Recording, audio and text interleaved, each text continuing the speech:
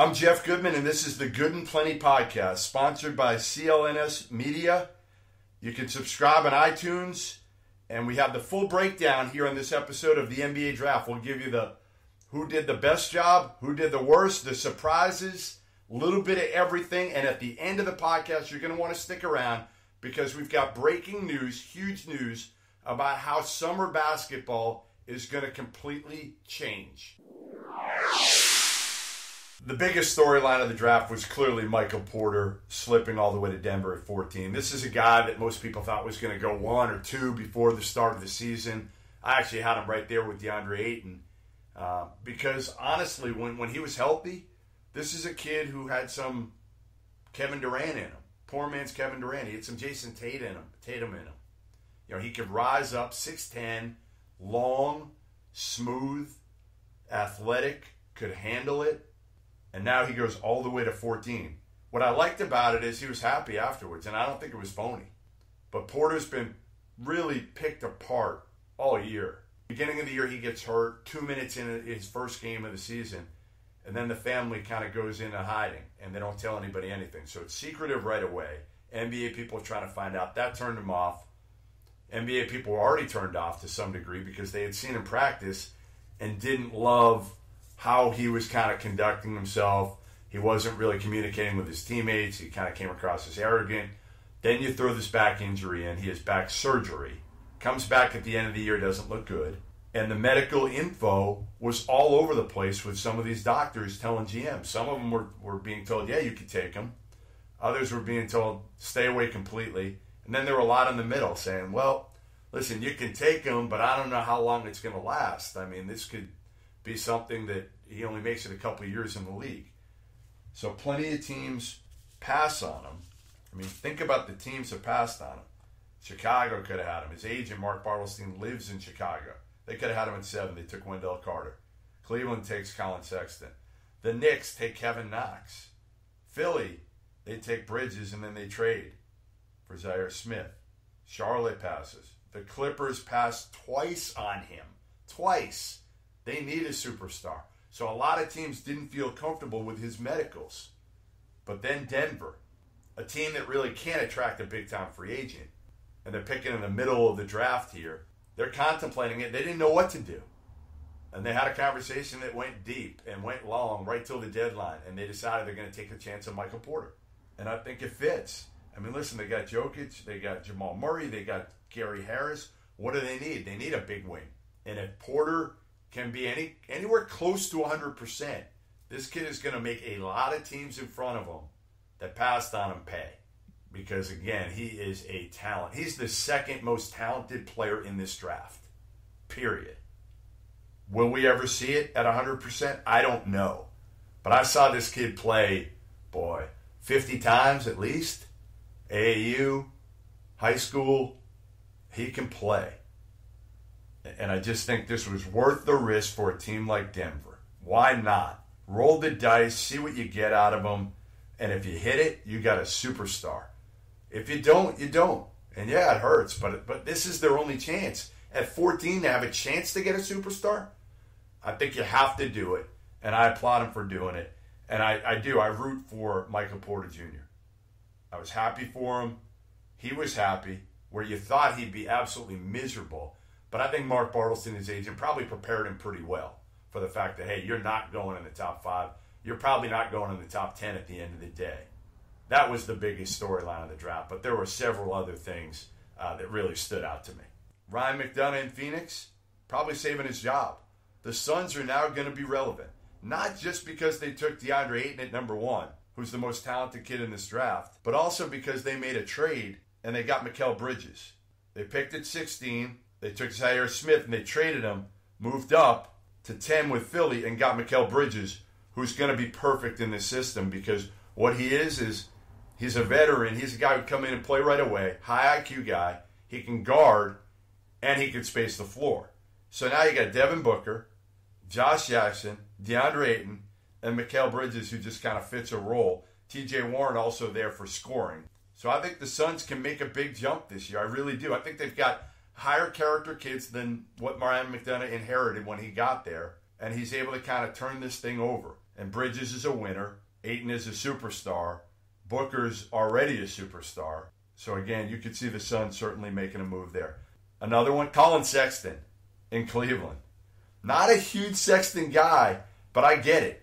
I get it for two reasons. One, if somehow you keep LeBron, Colin Sexton's perfect with LeBron because he can make a play off the bounce.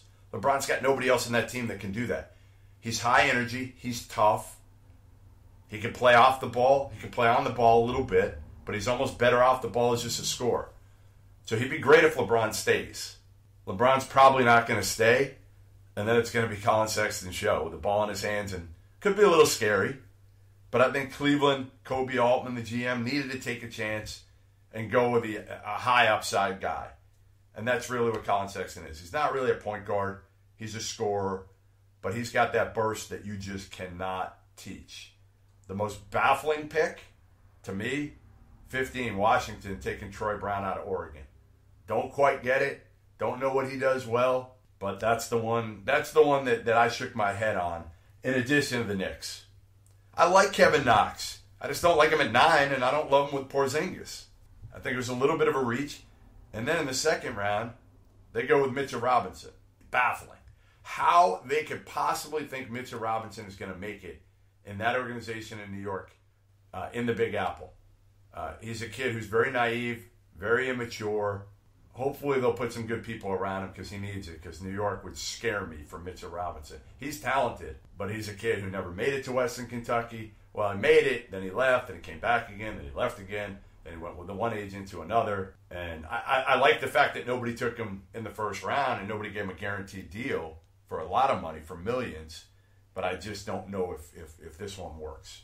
Another head scratcher for me, Portland. 24 taking Anthony Simons, a high school kid out of IMG Academy. First of all, you got McCollum and Lillard. Second of all, I've heard from multiple sources that question his work ethic and his desire, that he loves the game.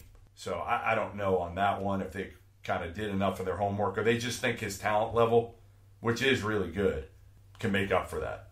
You know, the only two red flags that I kind of been told of health-wise going in were Porter and Lonnie Walker, who fell to 18 in San Antonio. And then obviously the other surprise was Robert Williams slipping.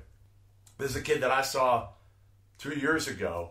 The beginning of his college career, I did some games out in California, and Robert Williams was a guy who at that point nobody really knew about. Burst onto the scene, didn't have great work ethic, then was considered a possible lottery pick, back to school, shocked everybody because he's from a small town, Oil City in Louisiana. Never liked leaving the town. It was a one-stop light town, and didn't even want to play for the Houston Hoops, for the big AAU team there. But anyway, he comes back to school, even though he needs some money, and does not have a good year.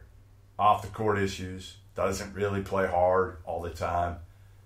But he's perfect for the Celtics at 27, because Danny Ainge could kind of roll the dice, play him in the second unit, put him in Maine a little bit up and down, and really have Al Horford mentor him. I mean, this is a freak athlete. They don't really have anybody like him. Not a big-time rim protector, but he can do that. What he is a guy who can run the court, he can rebound, and when he's engaged, he can be a killer.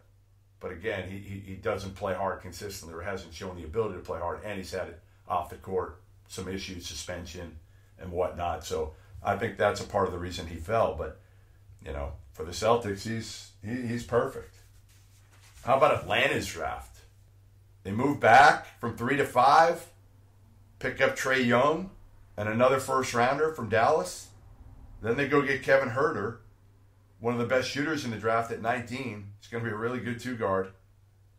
And then they go get a couple Villanova guys late. They get Jalen Brunson and Omari Spellman. And I think Spellman at 30 is a great pickup. A pick-and-pop big guy. So you got a lot of different guys, but what you did is you added a ton of shooting. In the NBA, right now, you can't win without shooting. They're going to completely revamp their team. They don't have to trade Schroeder. Trae Young will get a chance to play right away. But you got Young, you got Huerter, you got Spellman, three guys who can really shoot the ball, and Brunson's gives you toughness, and they give you winning. I mean, that's the other part of this. Spellman and Brunson give you some winning. And Trae Young, listen, they didn't win last part of the year, but Trae Young's certainly electrifying, and he's a guy that I think a lot of people will eventually want to pay to watch. So I think he had a good draft. They had a good draft. Indiana, I think, got a starting point guard at 23. I mean, you got to beat out Darren Collison, and I think Aaron Holiday can do that. And I think he can be a starting point guard in the league at 23. So we're going through a bunch of stuff here. The tweet of the night belonged to Joel Embiid. No shock there. Taking a shot at DeAndre Ayton. Saying basically, don't compare me to DeAndre Ayton. I play defense or something like he doesn't play defense. Come on, Joel. Like, grow up. You're a star. You're going to take a shot at the kid who's just taking number one and is realizing his day. I don't know. I love Joel Embiid, but you don't need to do that. Take the high road. You're an NBA superstar right now. You don't need to take a shot at another big guy. You want to go at him and prove he doesn't defend? You'll have your opportunity when you play Phoenix next year. And you know what? People will talk about it. They'll want to see that matchup because DeAndre Ayton has a little bit of Joel in terms of his size and his skill. He's not as skilled as Joel, and he's not as good defensively. But who is? Nobody is. Joel Embiid's a complete stud. He's a freak of nature. So is DeAndre Ayton. They're just different. They're very different. I like Utah going with Grayson Allen at 21. I know a lot of people wouldn't, but to me, he can come in and play right away. And he's never played with a true point guard, and now he will with Rubio. And he can play when Rubio's out of the game. You can play Grayson and Donovan Mitchell together, and you can you can play those guys together. You can play Grayson when Donovan Mitchell's out at the 2. You can play him in the second unit. So I think Grayson Allen can come in and help Utah right away. So that's pretty much the quick rundown here. Everything else kind of went according to plan early. Sacramento takes Bagley. They didn't screw it up. That's a good thing for Vlade Divac, right? Didn't screw it up. People thought they could. They took Bagley. I think he'll be a good, solid player. The trade with Atlanta and Dallas, obviously, Donnie Nelson, Mark Cuban liked Luka Doncic. And what's not to like about him? He can play. He can play. You got some decent pieces. You got an aging Dirk. So I think he can be kind of the face of your franchise. So certainly that's what you're hoping. Mo Bamba in Orlando. They got a lot of defense. But I think they just couldn't pass on him. I like Wendell Carter in Chicago. Next to Markkanen with Chris Dunn and Zach LaVine. I think Chicago can be pretty good and fun to watch now. Clippers get a backcourt. Gilgeous-Alexander they really wanted. And Jerome Robinson. How about this? If I had said that Jerome Robinson out of Boston College would go higher than Michael Porter before the season, you would have won a lot of money on that bet. Nobody had that. Or the bet of Dante DiVincenzo going 17th to Milwaukee. I remember after the national title game, I texted about 10 NBA guys and said, where would he go if he came out?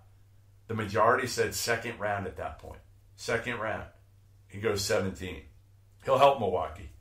Milwaukee needs help. They need more help for Giannis. So, he can give him some toughness. Guy who can shoot, athletic. He's got size at the 2-guard spot.